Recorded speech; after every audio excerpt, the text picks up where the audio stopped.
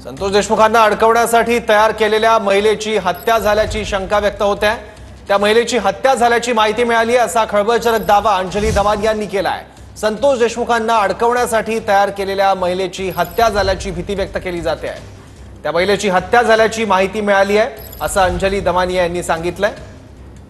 आणि फोनवरून याबद्दल माहिती घेण्यासाठी अंजली दमानी या स्वतः आपल्या सोबत आहेत। अंजली ताई, तुमच्यापर्यंत काय माहिती आली आहे याबद्दल?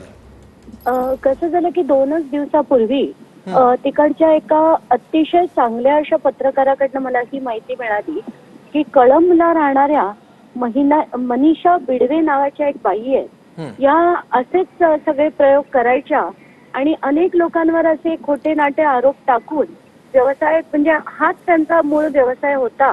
आणि धनंजय देशमुखांना अडकवण्यासाठी हे सगळं केलं। संतोष देशमुखांना अडकवण्यासाठी कराड हे सगळं करणार होते। त्या बाईंना तयार देखील ठेवण्यात आलं होतं, पण मारहाण झाल्यानंतर संतोष देशमुखांचा प्राण गेला आणि मग त्यांना रस्त्यात फेकून ही मंडळी गायब झाली होती। खरं तर त्या बाईपर्यंत नेऊन त्यांना एका गुन्ह्यात अडकवण्याचा खरं कराडचा प्लॅन होता असं सांगितलं जातंय। आणि त्याच्यात ह्या बाई ज्या आहेत त्या अशा अनेक लोकांवर आरोप करायच्या आणि वेगवेगळ्या ठिकाणी त्या, माझ्याकडे आता 5 त्यांची नावं आहेत। मनीषा आकुर्सकर आडसला असताना त्या हे नाव वापरायच्या, कळंबला तर 2 नावांनी काम करायच्या, मनीषा बिडवे आणि मनीषा मनोज बियाणी म्हणून। अंबेजोगाईला असताना मनीषा उपाडे आणि मनीषा संजय गोंदावले या नावाने त्या काम करायच्या, रत्नागिरीत देखील।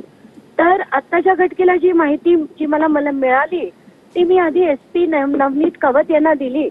त्यांनी मला सांगितलं की कळंब हे धाराशिवमध्ये येतं, म्हणून जाधव म्हणून जे धाराशिवचे जे SP आहेत त्यांच्याशी मी बोलले।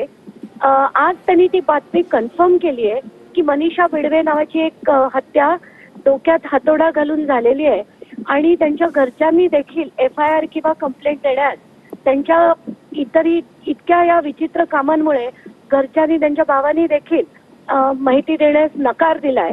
आणि आत्ताच्या घटनेला एका पोलीस अधिकाऱ्या थ्रू जो सुमोटो FIR जे प्रोसिजर आहे ते आता चालू आहे तिथे। त्यामुळे ही अतिशय धक्कादायक बातमी आहे। मला असं वाटतं की अशा ज्या बायका जिथे जिथे आहेत त्यांच्यावर अतिशय स्ट्रॉंग अशी ऍक्शन झाली पाहिजे। ज्या बायकांनी असे मल्टिपल आरोप केले असतील लोकांवर त्या सगळ्याची चौकशी झाली पाहिजे आणि हे सगळं प्रकरण आता याच्या पुढे थांबलं पाहिजे, कारण वाटेल ते आरोप करून या बायका ज्या लोकांना अडकवतात हे अतिशय चुकीचं आहे आणि हे ताबडतोब थांबलं पाहिजे।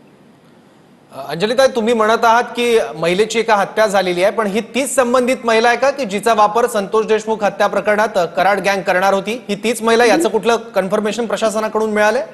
प्रशासनाने अजून हे कन्फर्मेशन नाही दिलं, पण माझ्याकडे जी 5 नावं होती त्याच नावापैकी मनीषा बिडवे हे नाव, त्याच व्यक्तीवर आता हे सगळं FIRचं प्रोसिजर चालू आहे, एवढं मात्र SPनी कन्फर्म केलंय।